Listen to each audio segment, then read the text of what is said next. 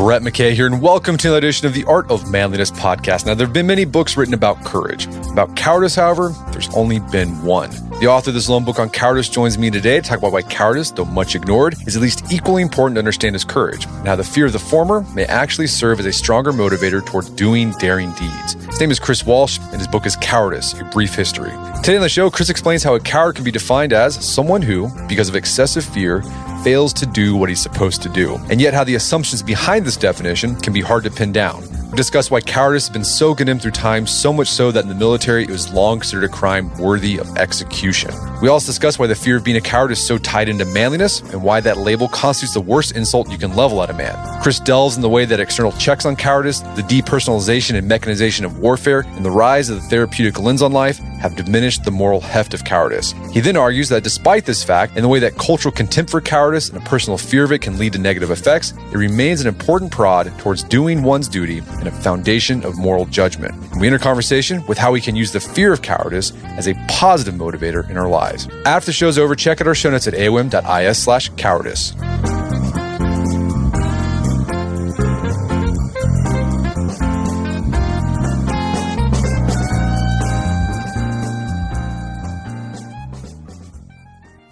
All right, Chris Walsh, welcome to the show. Thanks for having me. So you've got a book out called Cowardice, A Brief History. And you note in the beginning of the book that there haven't been any books written about cowardice. Why is that? And why did you feel like you needed to do a deep dive into the history of cowardice? Yeah, surprisingly, it is I think, an extraordinarily important idea, phenomenon. And last I looked, my book was the only text on the subject in the Library of Congress catalog.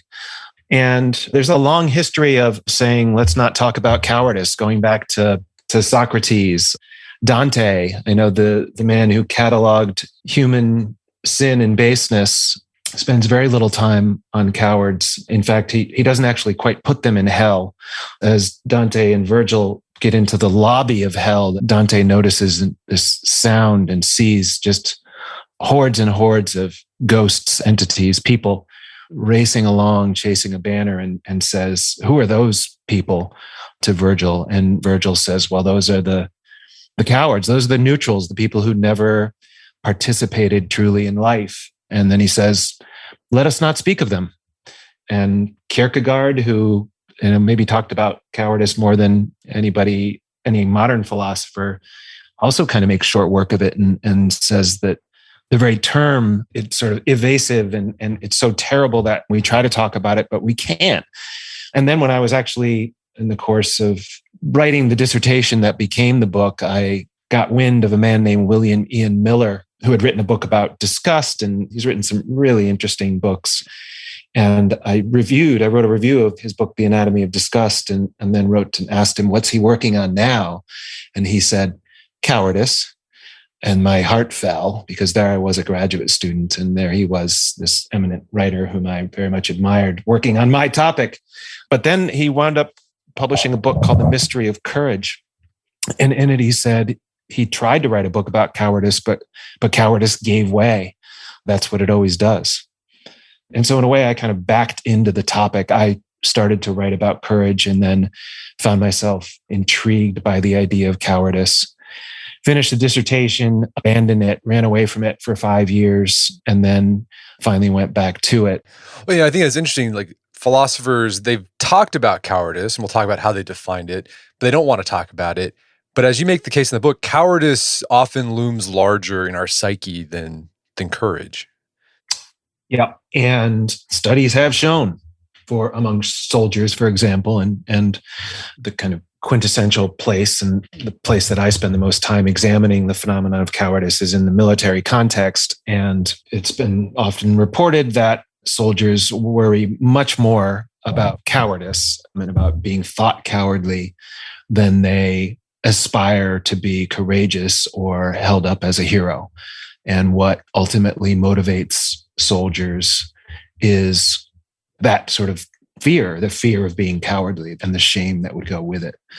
Okay, we'll dig. I want to dig deep into that. Before we do, let's be Socratic and do some let's do some definitions. How have philosophers defined cowardice throughout the ages?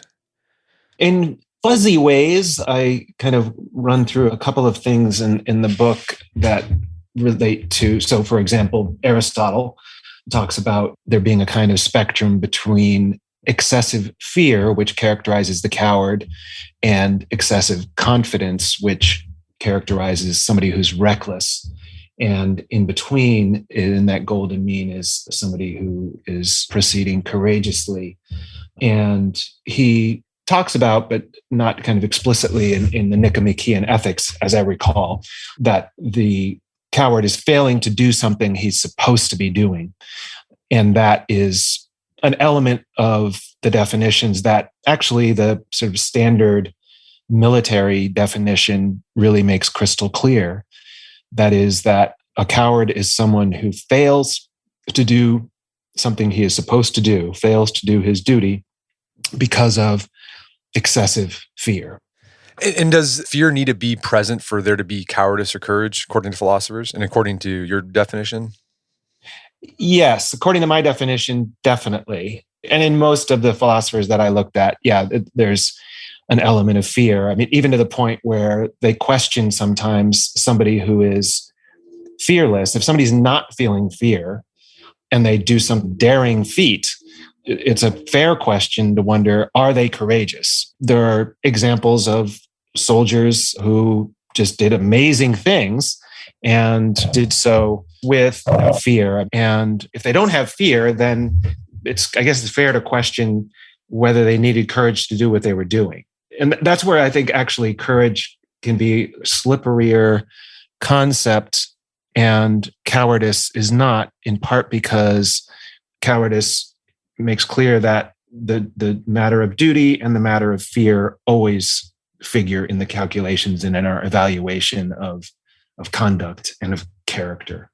Making cowardice even more slippery. I mean, even Aristotle observed that people who are reckless usually are cowards. So like that's kind of weird because you think, okay, if you're reckless, then you're not cowardly. But Aristotle's, maybe in some cases the reckless man could also be a coward because he's maybe hiding. Yeah. He's showing his bluster to hide his fear. Yeah, it's a curious kind of loop where you can put it out on a page on a continuum, the reckless on the left and the cowardice on the right, but they kind of meet behind in the phenomenon where we have somebody who's reckless. Maybe I think Aristotle might say because they're actually what they fear is being fearful or seeming fearful, and so act recklessly, causing as much damage sometimes as a coward might.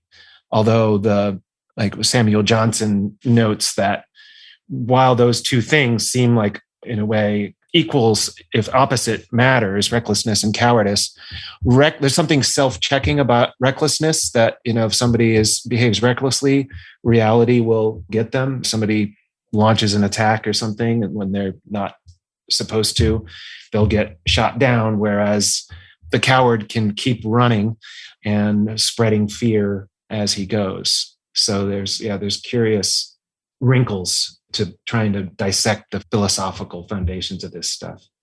And it's often very situational too, which makes it hard because like for Aristotle's definition of cowardice, it depends on the circumstances in often cases. Like what's the psychological status of the person who we're labeling cowardly or courageous, right? Or what's the situation they're in? So I think that's probably why it's so hard to pin down. Even I think Ian Miller, he said that a unitary concept of cowardice can never be sufficiently refined to get the moral call right. So it's a slippery thing.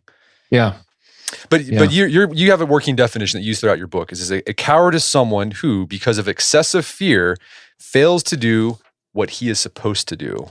And that supposed to is sort of duty bound. And we'll talk about that here in a bit. But let's talk about this, like the state of the word cowardice today in our modern world. So people talked about it some throughout history, but you have this great graph of how often cowardice gets used in books. You can do this on Google. And it's been declining since about 1800. It's been just as drops. Like, what do you think is going on there? Why has there been a decline in our referencing cowardice in our moral vocabulary?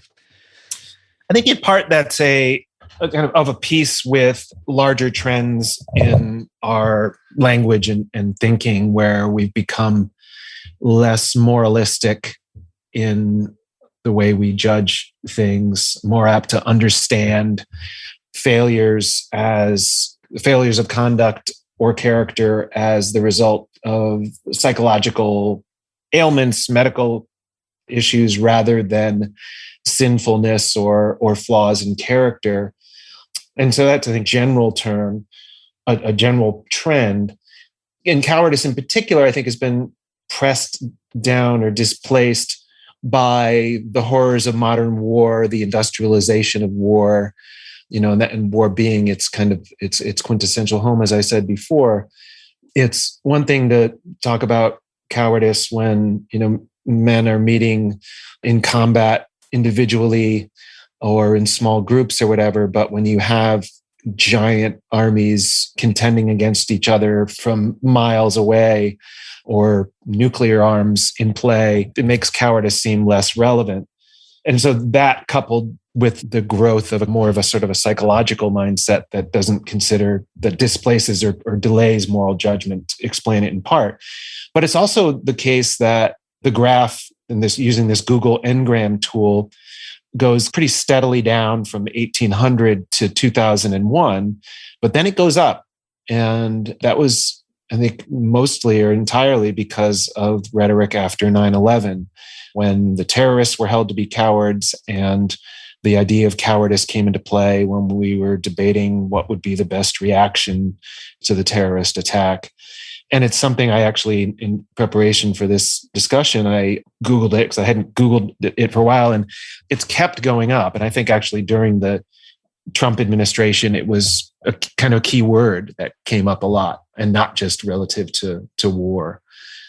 Yeah, I thought that was interesting how it started going up around 2001. And you highlight, I remember when this happened, the controversy when we started calling the terrorists cowards.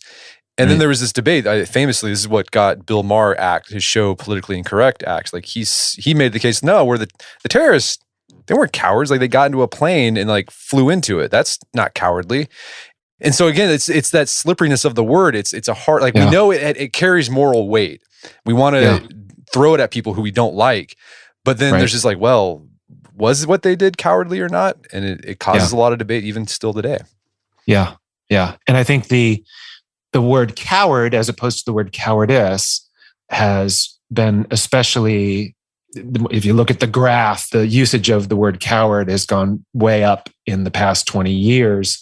The word cowardice, not so much. And I think that's because the word coward is a great insult. It's, the Urban Dictionary defines it as the worst insult known to man. But cowardice, is this abstract concept. It's not so easy to throw around and requires some thinking, which I obviously think is worthwhile. Okay, so as you said in the book, you use military history to explore the cultural history of cowardice because that's where it's most salient and most visceral. Mm-hmm. And as you noted earlier, you note that if you look at letters from soldiers or speeches by military leaders, there was more of a concern for cowardice than there was for being courageous. Mm-hmm. So that is, soldiers would write home, especially in the Civil War, they write home to their family and say, I want to make sure that I'm not a coward. They didn't talk about, I want to be brave. Yep. To bring glory. I don't want to shame my family by being a coward. So what's going on there? Why is it that this negative attribute seems more of a motivator to do things that you feel like you're supposed to do than this more positive courage? Like what is going on there?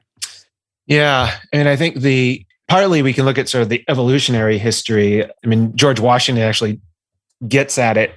One of his first acts when he took over the Continental Army, and he came, and I actually use this as an epigraph for the book, but he comes to marshal the troops and he's faced with a couple of cases of cowardice, and he calls it, the worst thing that can afflict an army because the cowardice of a single officer may prove to be the destruction of the whole army.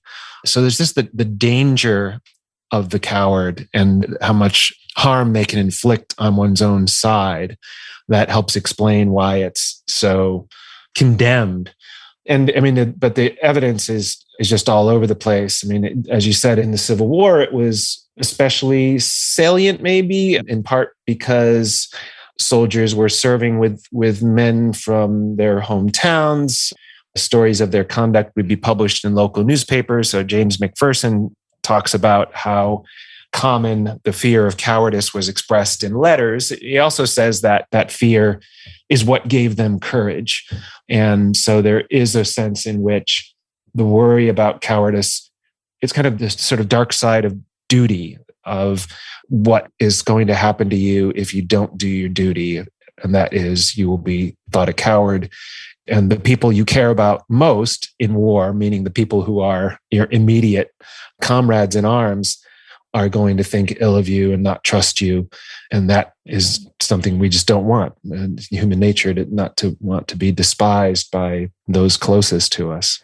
Yeah, and if you look also, one thing that military historians have noted is that when they look at diaries or letters or interviews of like what compelled men to fight, they didn't say like these sort of aspirational things for country or some ideal. It was also, usually it just got down to like, I didn't want to let the guy next to me down. Right. I didn't want them to think less of me. That's what it was. Yeah. And again, so yeah, cowardice, and from a military perspective, it was feared because if a leader showed cowardice or if soldiers started running away from battle, that could spread. They were aware.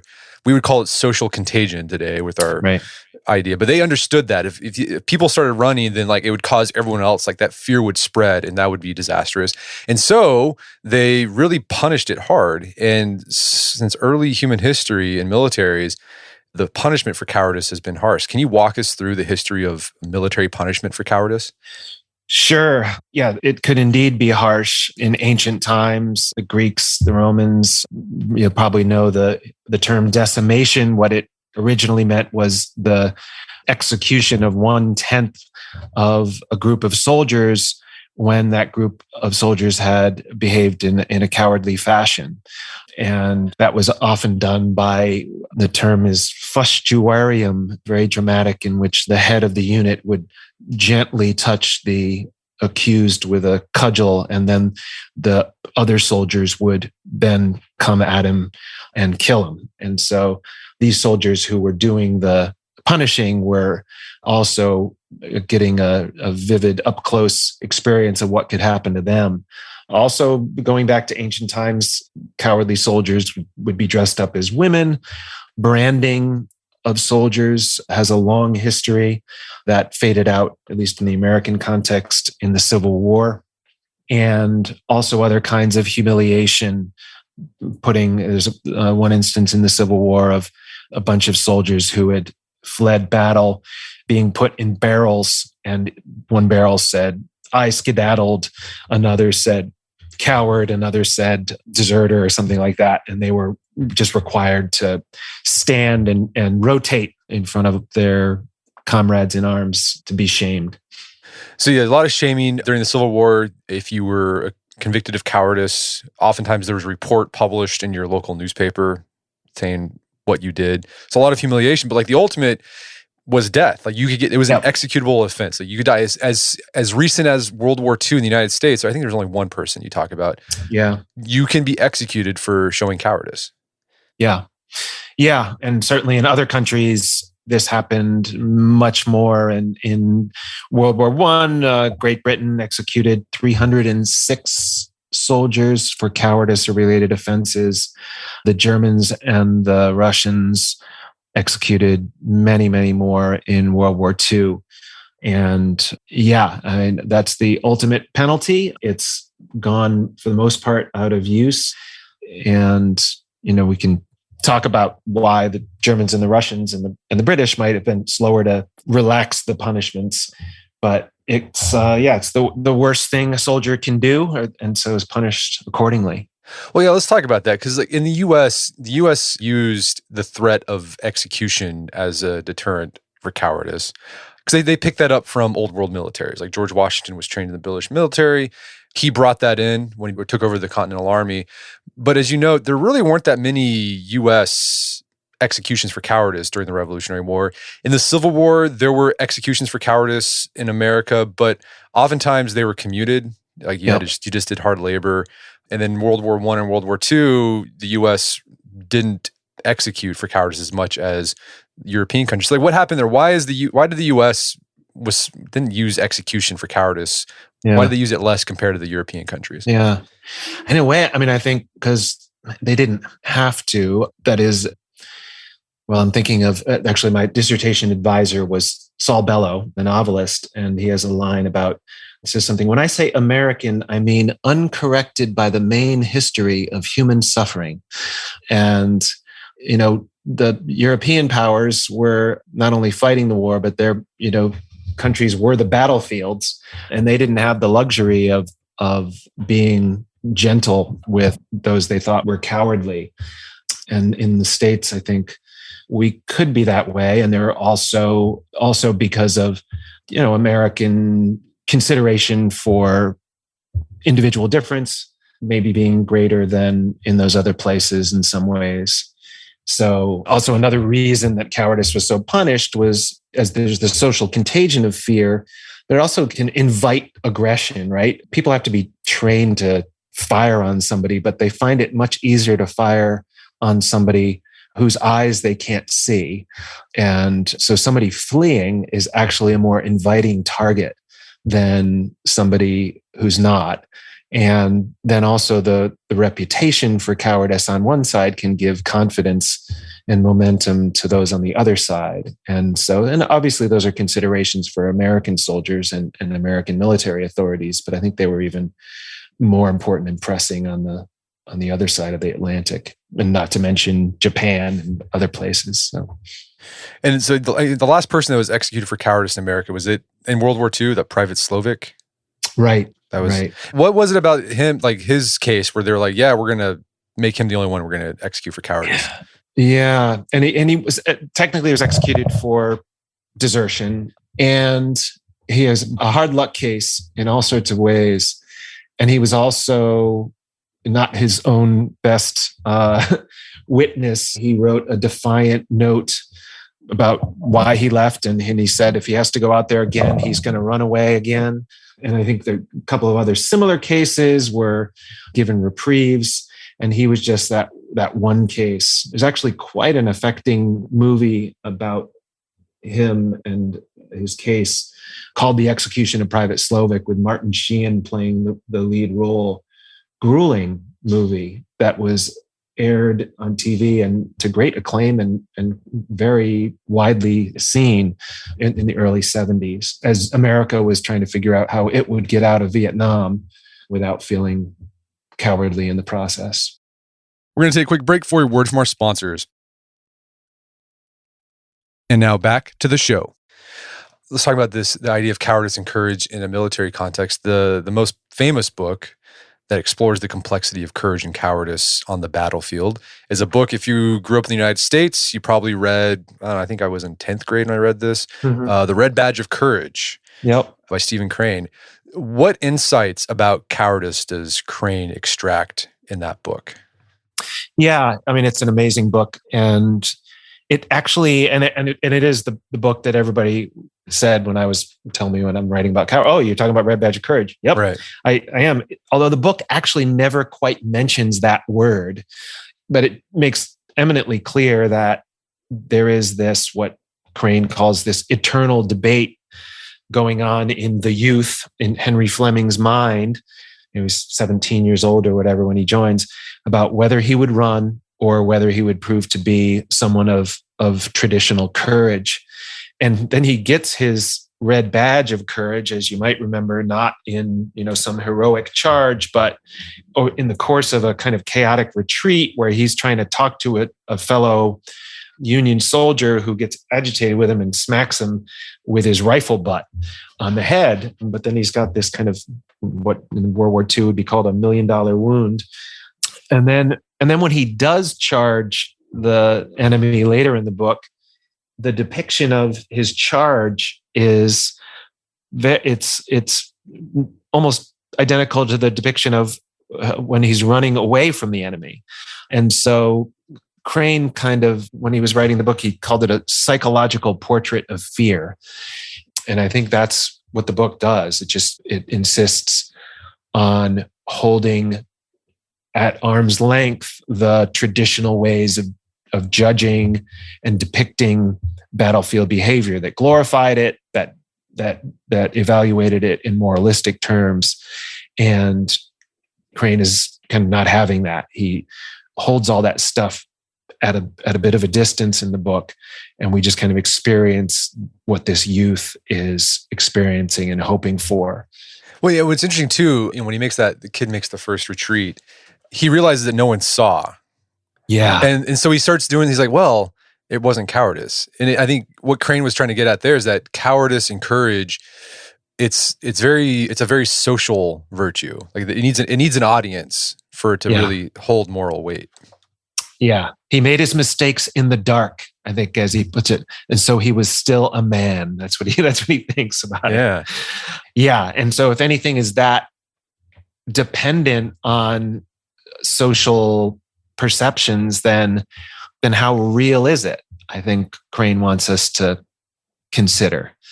And he doesn't, I don't think he doesn't say cowardice doesn't exist, courage doesn't exist, but the traditional ways we think of it, and certainly the kind of naive ways that Henry Fleming ponders it, do very much get questioned in the book. And then he wrote actually a story called The Veteran, fast forwarding 30 years later, and we get Henry Fleming as a grandfather looking back and kind of making a joke about running away.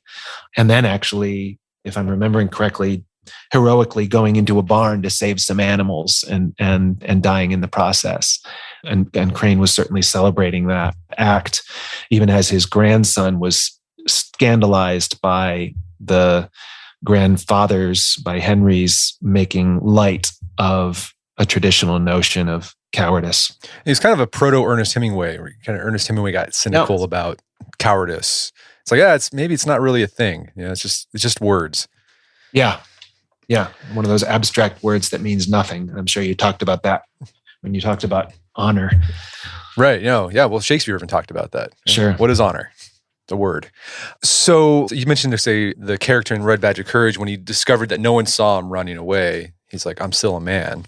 This brings me to my next question. Courage and cowardice is inherently tied up with manliness and unmanliness. Why is that? What's going on there? Yeah, that's a great question.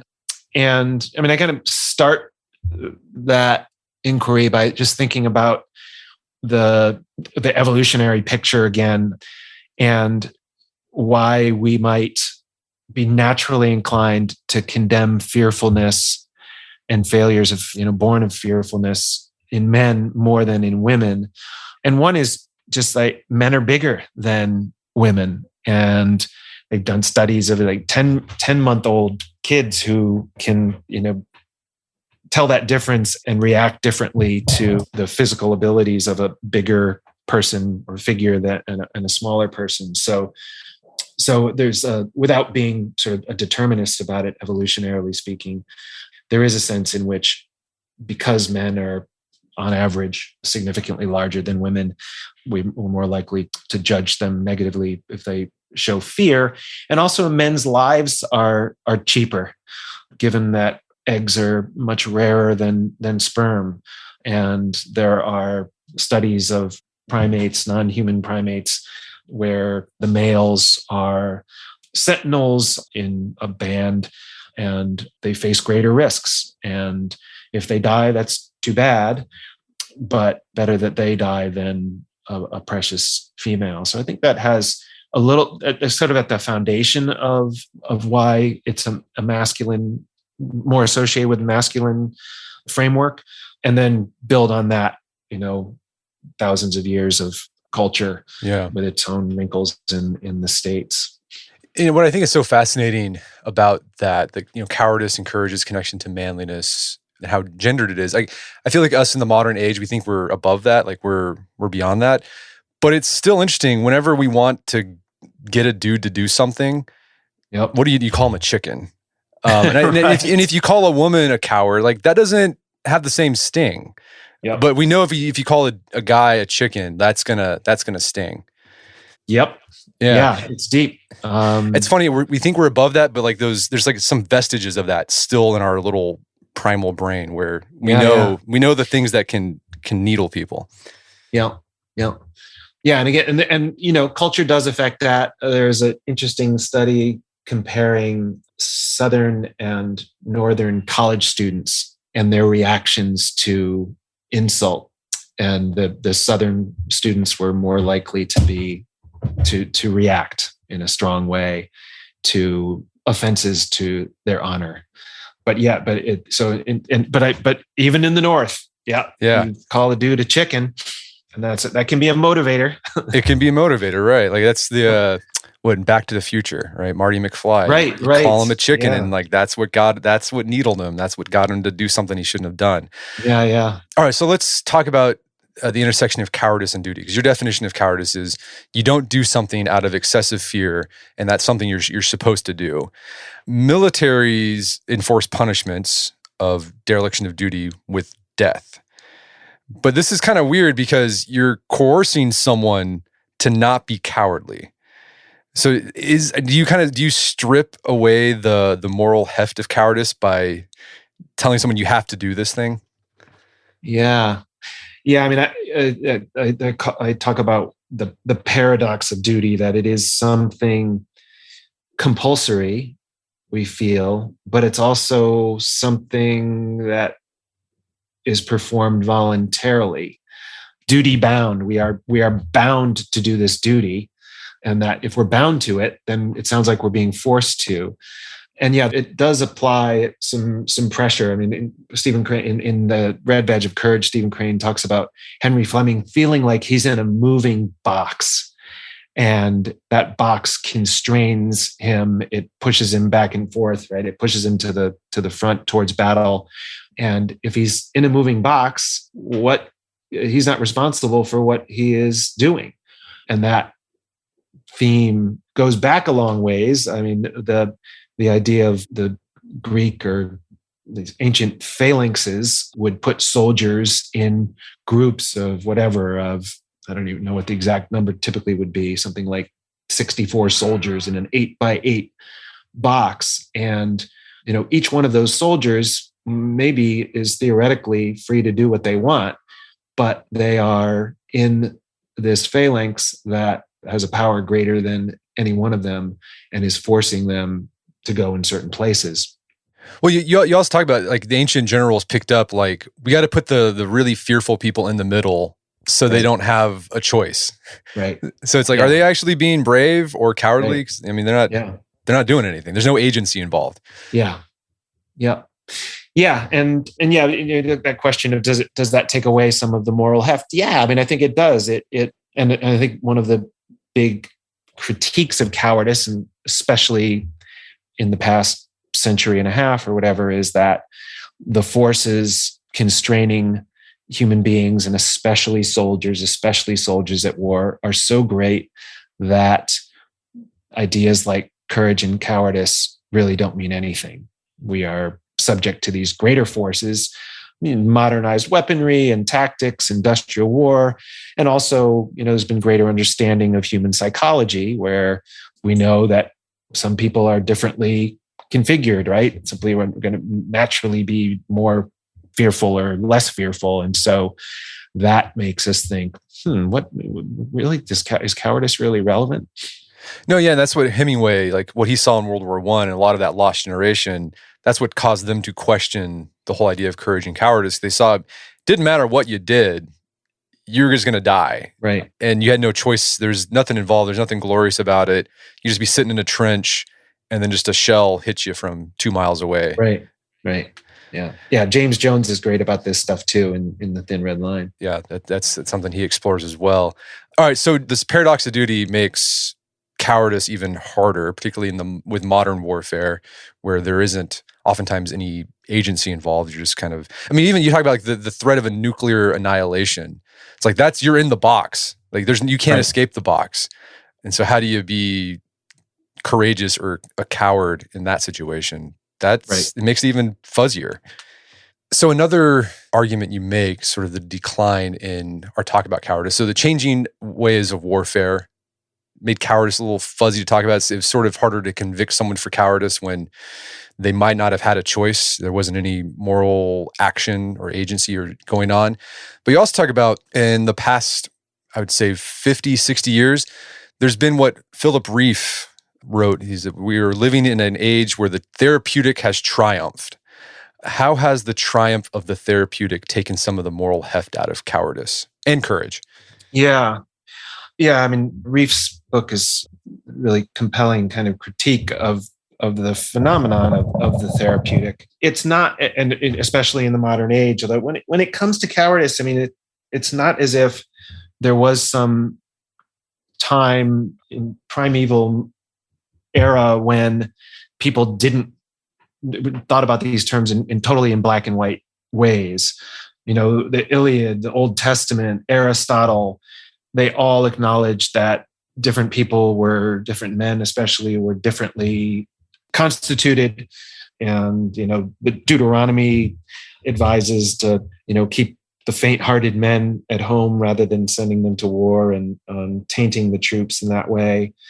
But those were, observations that didn't have what we have now, which is a kind of officially sanctioned institutional medical vocabulary for understanding what might otherwise be understood as cowardice. And so it goes back, I trace it back to what was called nostalgia in the Civil War, and then in World War I, famously shell shock, and then battle fatigue, and on to post-traumatic stress disorder.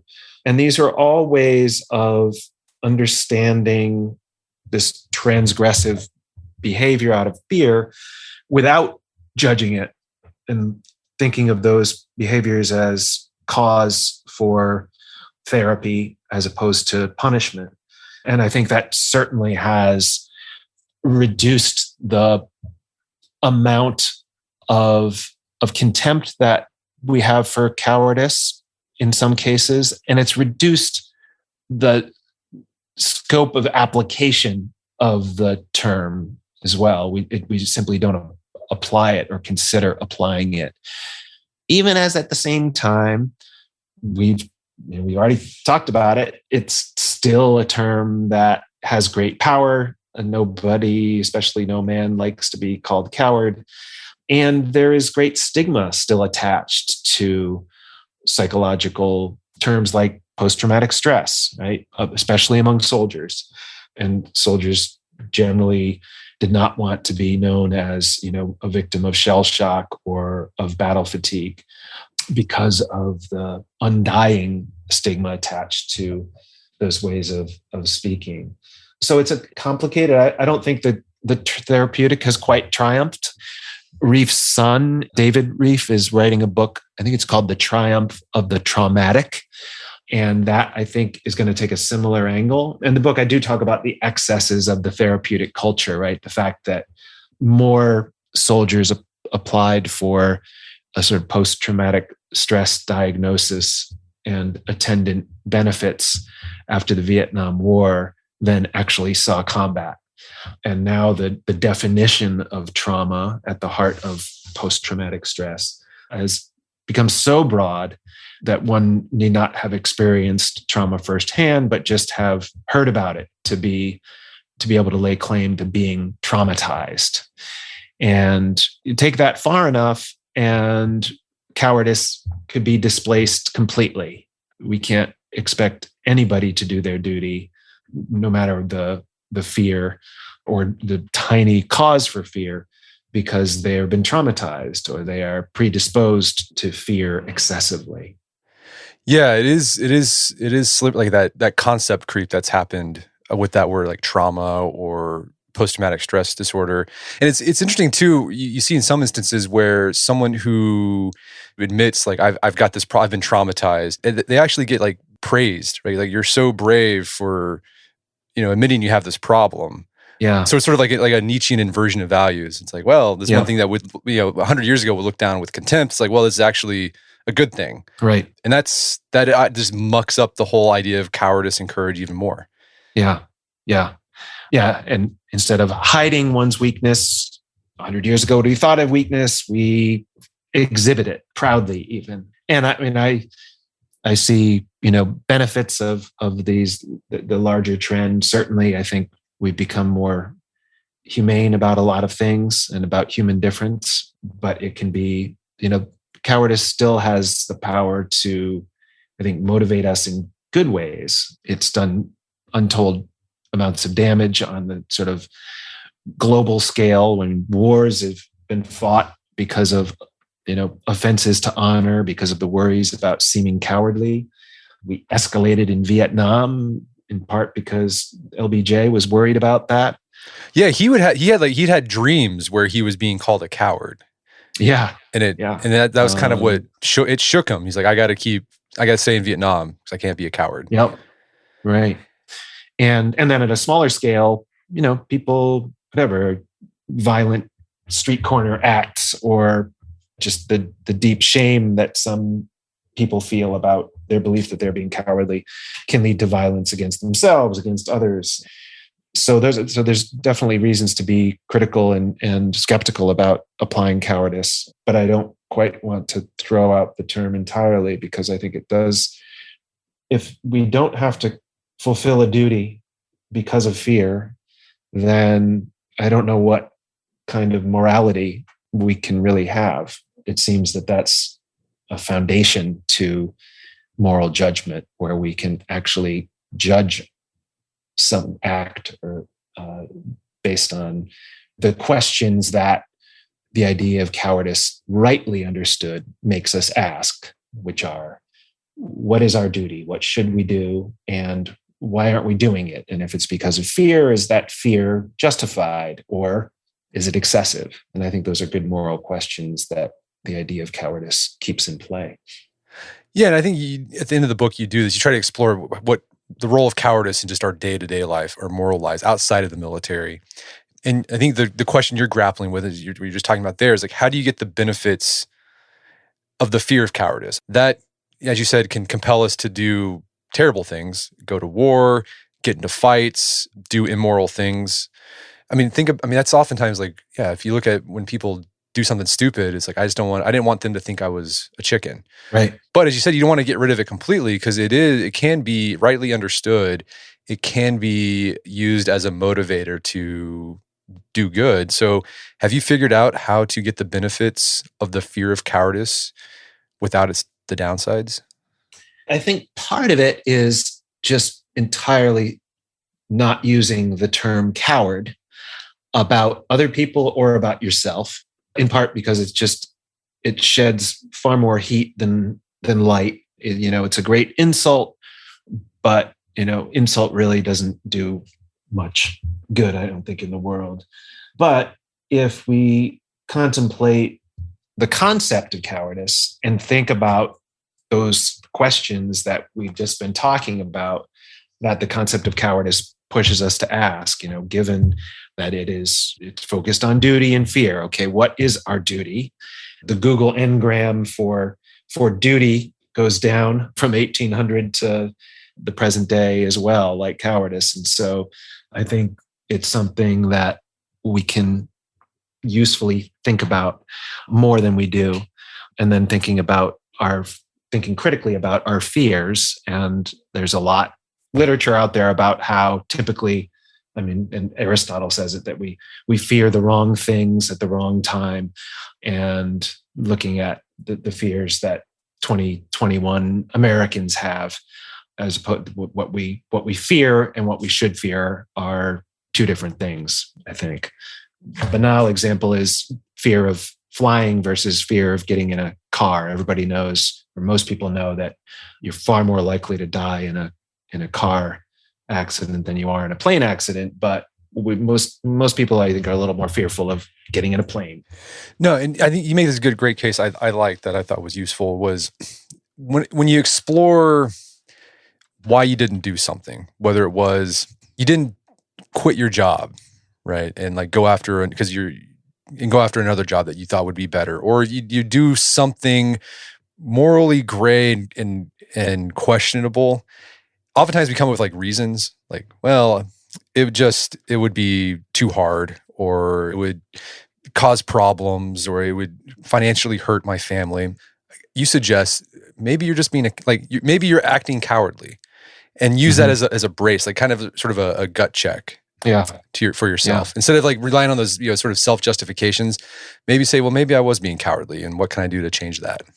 Yeah. And then, and partly given what we were talking about, the social nature of this phenomenon of cowardice, and for that matter of courage, the next move would be often to put yourself in a kind of phalanx where you can use the power of your comrades to help get you where you want to go, right? If your fears aren't going to disappear, but soldiers, by banding together, can do things that they wouldn't otherwise do, be more courageous or less cowardly, thanks to the bracing company of others. And that's my kind of self-help pitch for using cowardice to help get you where you think you should go.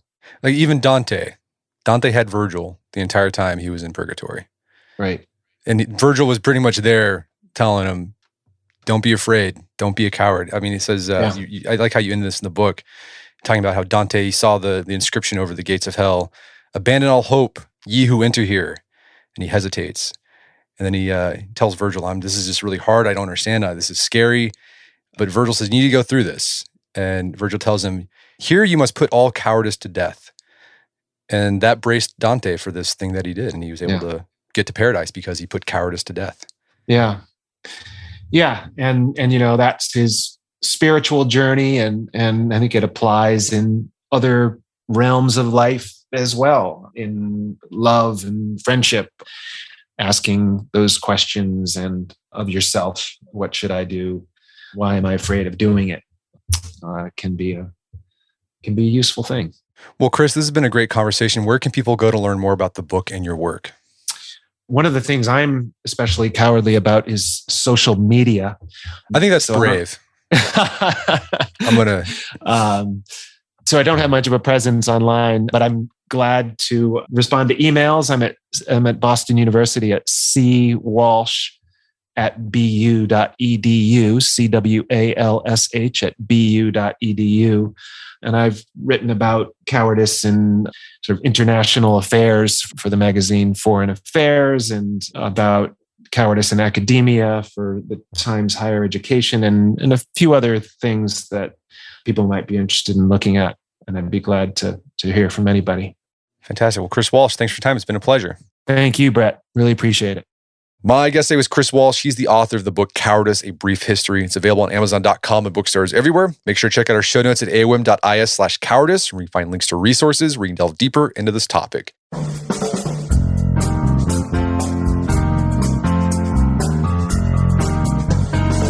Well, that wraps up another edition of the AOM podcast. Make sure to check out our website at artofmanliness.com, where you can find our podcast archives, as well as thousands of articles written over the years about pretty much anything you'd think of. And if you'd like to enjoy ad-free episodes of the AOM podcast, you can do so on Stitcher Premium. Head over to stitcherpremium.com, sign up, use code manliness at checkout for a free month trial. Once you're signed up, download the Stitcher app on Android or iOS, and you can start enjoying ad-free episodes of the AOM podcast. And if you haven't done so already, I'd appreciate it if you take 1 minute to give us a review on Apple Podcasts or Stitcher. It helps out a lot. And if you've done that already, thank you. Please consider sharing the show with a friend or family member who you think would get something out of it. As always, thank you for the continued support. Until next time, it's Brett McKay, reminding you to not only listen to the AOM podcast, but put what you've heard into action.